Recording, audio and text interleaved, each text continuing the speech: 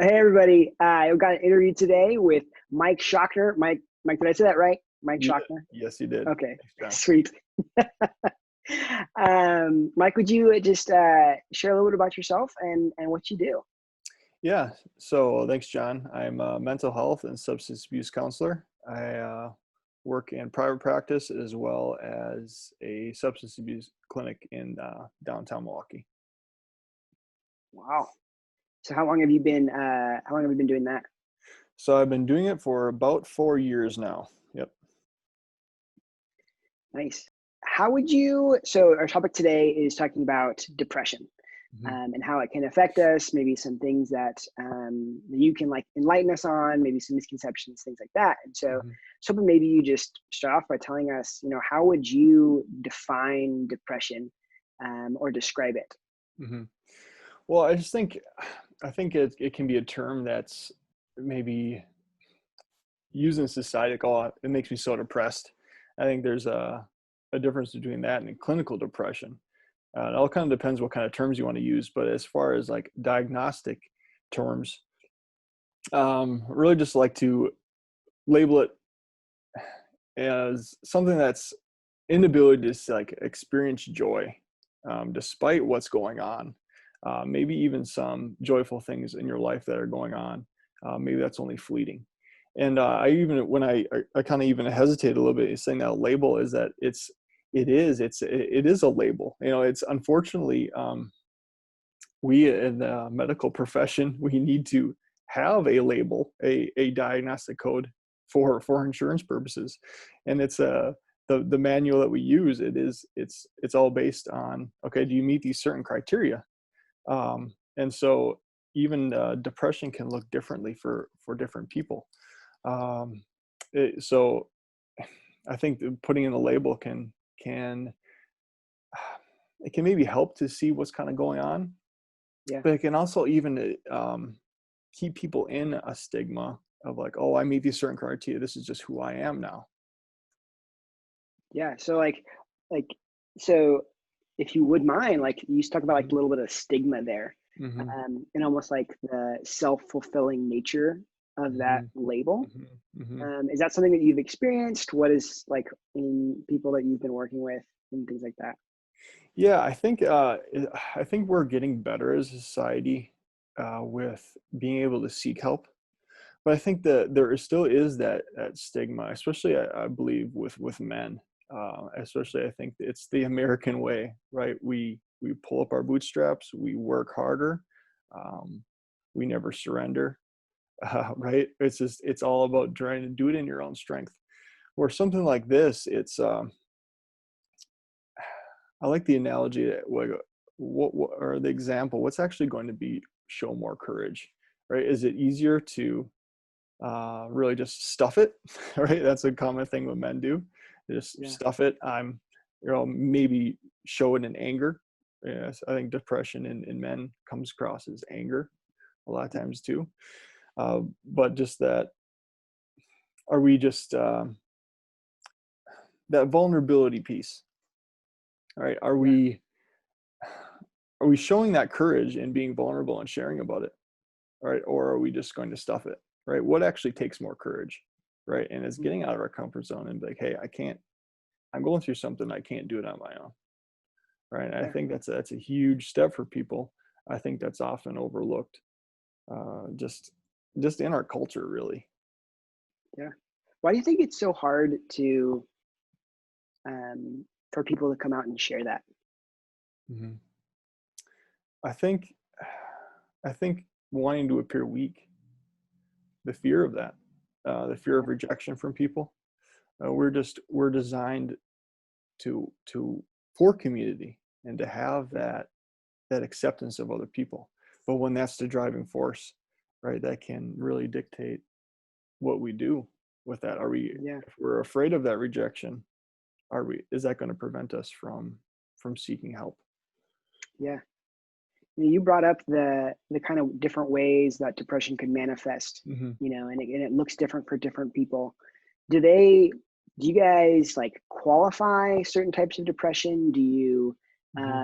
Is there different types and things like that Hmm. as you looking to figure out how can you best help someone? What does that look like? hmm Well, I think, and this kind of goes a little bit back to diagnostically, but I think of certain different types of situational. Maybe it's like a postpartum depression after a Yeah. pregnancy. That's one type. I think the term isn't used anymore, like manic depressive. That's more like bipolar, having those Hmm. different stages of depressive stage and then a manic stage. So those are a couple different types. I think it's more, I guess, for my own personal approach. I really don't like labels, Yeah. right? Because it puts a person in a box. I really like the approach of, okay, what are you experiencing, right? How can I just bring in an outside perspective that's that's not going to just try to fix you. I think Right. that's the approach from society too, is that we can't just even listen, right? Yeah. We just without, hey, have you tried this? Have you done this? That mentality of fixing, where we can't just. I think it's a lost art, really, just Yeah. that active listening. Oh man, I know I'm guilty of that. Like Yeah. you hear someone going through something, and your immediate reaction Mhm, is, "Oh, I know, I have just the right answer mhm, for you. It's gonna mhm. fix all your problems." It's like, Yeah, does it ever? yeah, you're right, right, right. Yeah.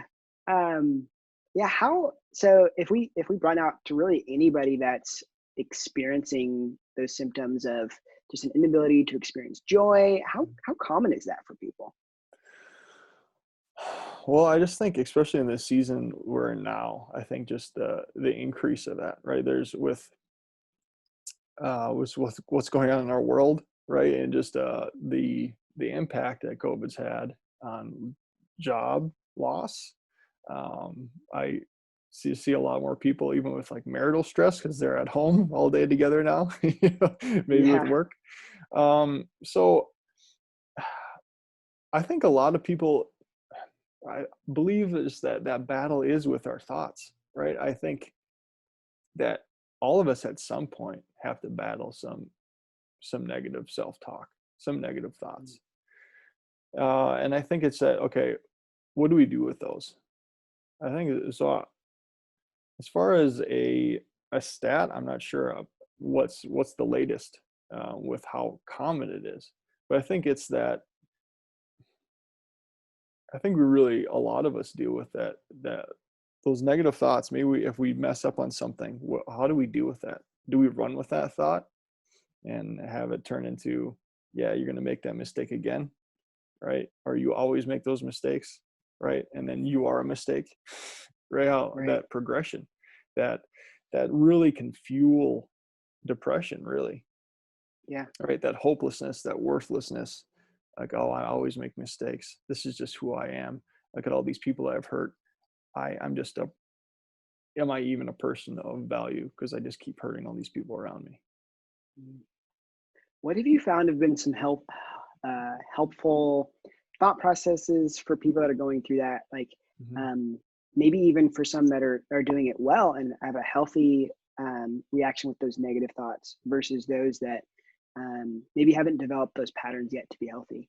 hmm I think so much of it is that awareness.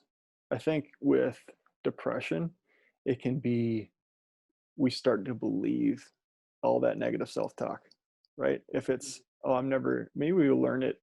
It was really as a childhood a lot of times, right? We try to get the people's approval. Maybe it's our parents, and we never get that validation from them. We're always striving to get someone's approval and affection, and it's never quite enough, right? So we keep trying and trying, and we grow up with that notion that, you know what, I'm not good enough because I keep trying to get to make it, and I'm never quite good enough because I never get that feedback that I am. So I think even just that awareness and start to challenge some of those thoughts, right? Because, like, okay, if I am a person of value, right? Because I believe we all are created in the image of God. We all do have value, whether wherever a person's at on their faith journey. We all have intrinsic value. So, okay, either that's true or that's false, right? And I believe that's true.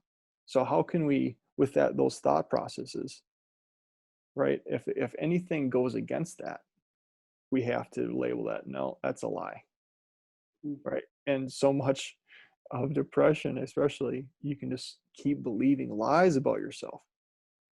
right? Because you can't have the same thought that I'm of value and I'm not enough at the same time, right? Mm. One, you're going to believe, right? Right. So like we need to kind of start challenging some of those thoughts and seeing, wow, maybe the way I've been thinking about myself is is a lie, that I do actually have value, and the way I've been talking about myself, right? I think a lot of the times that the way we, especially a person going through depression, the way they speak about themselves, they never speak that way to someone else, Mm. right? Some of the nasty things we say about ourselves, we would never say it to someone else, right? Yeah.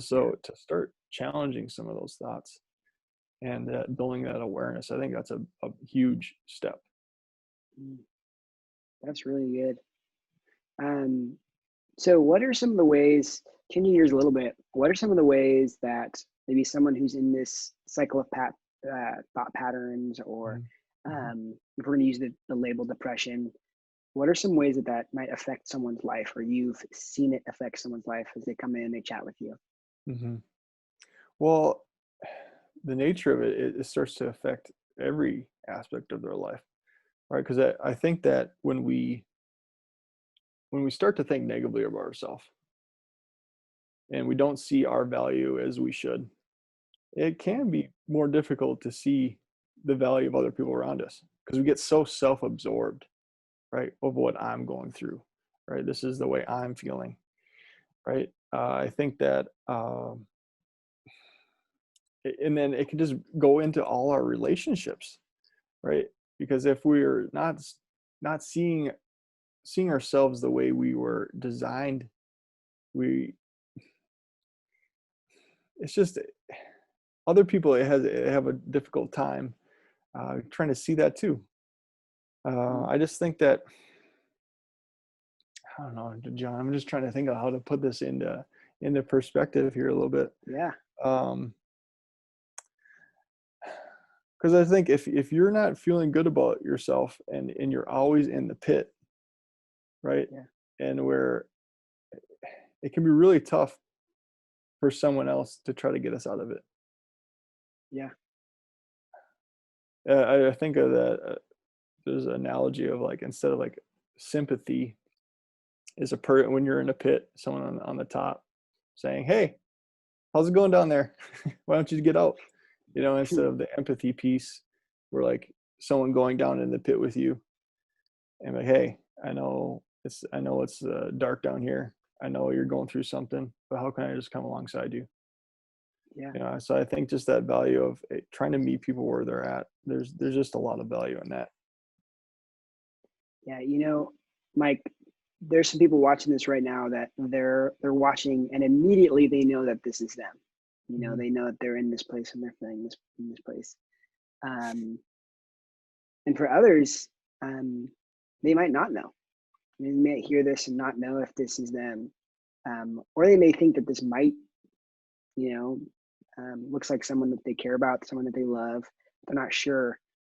What would be some things to look for? Some things Mhm. to maybe ask yourself if you might be struggling with this. Like, what would be some signs? Mhm. Well, I think some of it is that am I am I just not feeling like myself? Are there maybe things that I used to like to do that I just don't want to do anymore?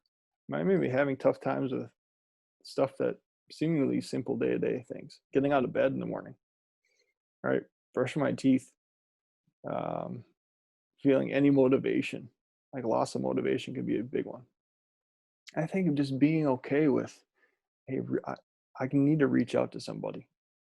Mm. I think just that it's a big step. I think it's often overlooked, but hey, I'm just struggling, right? Yeah, And just and be able to come to a place of not feeling judgment with that. yeah. At what at what point would you advise someone um, to seek, maybe professional Mhm, counseling? mhm. Well, I think that it's just it can be helpful for anyone really going through counseling. I don't think it needs to be we need to wait till we go get to a crisis. I think Yeah, just being able to have that objective perspective from someone else that's not in the midst of the situation can be really helpful mm, for really anyone. Um, so I think sooner than later. I don't think it needs to come to a place again where I'm in a place where I feel so helpless that I just don't know where to turn. Yeah. And I think that's a lot of times the clients that I see, it comes to that place because they don't have nowhere else to turn. Yeah. And that's where they're seeking help. And that's fine too. But I think that if you're experiencing some of these things and you can't do it, and you're trying to do these actions and you're not seeing the results, right? I think it can be a good thing to reach out for some outside help. Yeah. Yeah. I think that's really good. It's almost like a preventative Mhm, um, care. You know, we mhm, talk about when it's physical health. No one has a mhm, problem with the concept of, oh, if you eat healthy and you know you'll be healthy, mhm. um, or at least pursuing health, right? When it comes to mental health, the Mhm. preventative maintenance becomes a little bit different Right, um, in terms of perception. So that's really good. right. I think I wonder there's if you could. Oh, go go go ahead. ahead, John. Go ahead. Well, I wonder if you could help with some of that perception, because I'm sure Mhm, people are have this mindset of what they think going to a counselor, mhm, mhm, or a therapist, or I suppose even or a psychiatrist, and mhm, they have this thought of what that looks like, and it might not be accurate. In fact, I would guess it's not. Could you mhm, maybe share about what the misconceptions might be about that, or maybe alleviate some concerns? mhm. Well, I think just for me personally, I really try to approach it as a teamwork aspect. Again, is that how can I bring that outside perspective? How can I meet you where you're at and let's work through this thing? I really just try like I think the approach it can be so just casual, right? It can be in a setting where it's if you're not in a comfortable setting, is you're not going to be wanting to get vulnerable with this person and share really what's going on. I think that's a misconception that oh they're just going to be trying to analyze me and right they're just going to label me with a diagnosis and they're going to throw medication at me, right? And some of the like I just think of the medication piece. I think there's even some stigma around that. Like I don't want to get on medication. I've heard some analogy of, well, if you had diabetes or something, would you not take medication for that, right? Mm, And I think of okay, if there's a chemical imbalance, why not try medication? I don't I mm, don't personally think it should be the first thing at it, first option, but it can help to yeah, turn down the volume on some of these symptoms that people may express. Maybe it's something just to help them, right? yeah, That I can start my day. I can start to think clearer. I think that can be some hindrances for some people, but it doesn't maybe even need to be something like a medication that you're on for the rest of your life. Maybe it's just a season to like, okay, until I can build some of these skills, till I yeah, can start to gain this awareness of my thoughts a little bit more and how maybe destructive those are. yeah, So I can start to work on those. yeah. That's really good. You mentioned starting to work on some of those Hmm. things, work on some of the things that you're going with. And I think, like we talked about, professional counseling is incredibly valuable doing that. If someone's not at that step yet, if they're not in a place where they're quite comfortable there, Hmm. what are some things that they could do in the meantime? Some Hmm. preventative maintenance things with Hmm. their mental health to put themselves in a maybe a better position as they're trying to prevent or struggle Hmm. through depression. Yeah. I think one of the things that really comes to mind, and there are studies that actually prove this, that even when you don't feel like doing something that's helpful for you, you do it anyway. Mm. It maybe sounds like very simple medicine, but even just that the fact of, right, I'm taking action. Right, I don't feel like getting out of bed today. Mm, The lie is that I'm going to feel better if I stay in bed all day. mm, But the people that have maybe experienced that, they actually feel worse if they stay in bed all day because they don't get anything done. mm. So that can even just the simple action of I don't feel like I'm saying something that maybe simple things, but that's kind of part of depression. That Yeah, some of these simple things like I don't want to get ready for bed. I don't want to brush my teeth. I don't want to do these things. If the fact of okay, recognize I don't want to do these things, but I'm going yeah, to do them anyway. Mm. right? It maybe sounds, again, like a simple formula, but that can just start to, no, I'm not going to listen to these thoughts that just want to keep me Yeah. stuck in this spot. Yeah. That's really good. I want to circle back on one idea real quick. And that's the idea of maybe a friend or a loved one Mm-hmm. who um, maybe you notice isn't quite themselves. Mm-hmm. Um, what are you looking for before you ask those questions? What kind of questions would be helpful to ask them Mm-hmm. to kind of test out the level of the struggle that they're in? Mm-hmm.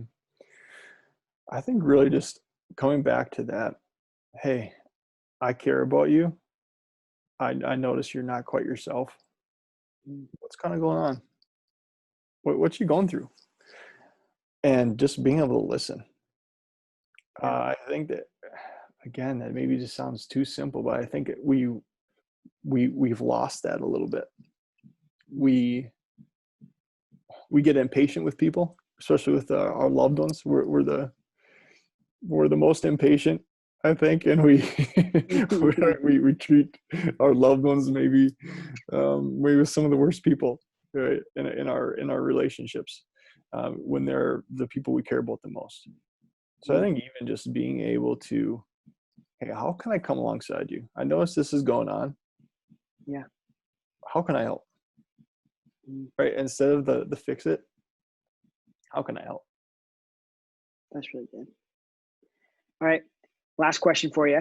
Mm-hmm. Um, as follower of Jesus, I know you're a follower of Jesus, Mike. Mm-hmm. How should we?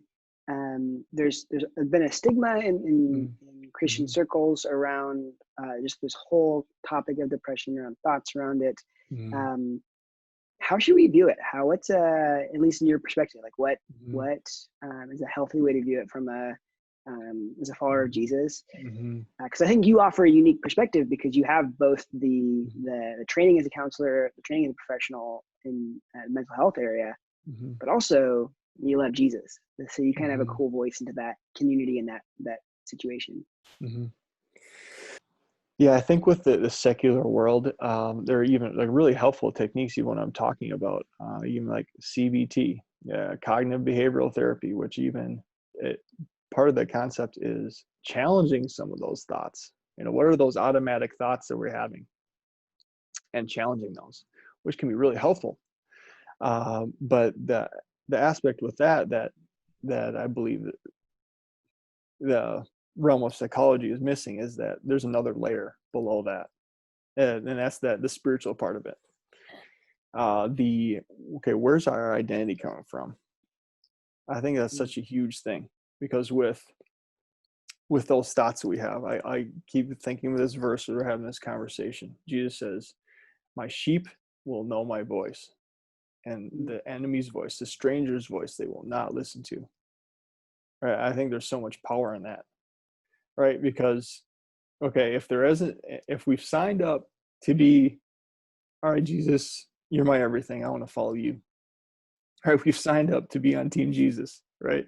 Yeah. Well, we've also recognized that there's an enemy then who knows our name, who wants to steal, Mm. kill, and destroy, Jesus says. But he's come to bring life and bring it abundantly. Yeah. So that's the battle. There's the root of the battle going on. Who are we? Who are we? And where's our source of our identity coming from? I think so much of that, when we start to listen to those lies of the enemy, right? You're not good enough. You're never going to be good enough. See how you messed up that person's life? See, you didn't say the right thing, right? We can run with that, but we need to start to recognize, no, that's enemy talk. God, this is what you say about me, right? With anything in the court of law, right? Right? You're like, where's the evidence, right? Where's the Yeah. truth, the evidence? And that's like, all right, God, this is what you say about me. I think there's so much I've seen working with clients. I've seen so much. That's where I've seen the biggest impact in like being able to recognize that as like, okay, Mm. let's get down to the root of this thing, right? And I think that's being able to see growth in that. And all right, Jesus, I can't do this on my own, right? Mm. you say, by your stripes, I am healed. So, right, there's power in your name, right? Right. That Yeah. same Holy Spirit that raised Jesus from the dead lives in me. And like, are we going to start listening to those things, right? The old is gone, the new has come. I'm a new creation. Right? Some of those truths that God says about us. You can't be thinking those things and think that you're not good enough and always going to fail at the same time. I Mm, just think there's so much power in this God's truth with it. that's awesome, man. Love that. Yeah, thank you. Thanks, Mike. Thank you so much. I hope it's going to be. I know it's going to be as helpful for people that are watching this as it has been for me. Um, I think one of the things that has stood out to me the most. You said a line, and that's the way that we talk to ourselves um, is sometimes worse than we would talk to anyone else. Mm-hmm. I may have butchered that quote from you. No, no, you're right Yeah, on, right on. Yeah. but and I think if I can sense any theme from what you're saying, has really been Mm-hmm. that, how we view, how we talk to ourselves is really rooted in this concept of depression and really has the potential to just take away and rob our joy Mm-hmm. um, and how we experience life. Mm-hmm. Um, but thank you, Mike. Thank you so much. Love your expertise, love your wisdom, and love your perspective. All Thanks, right. man. Appreciate it, John.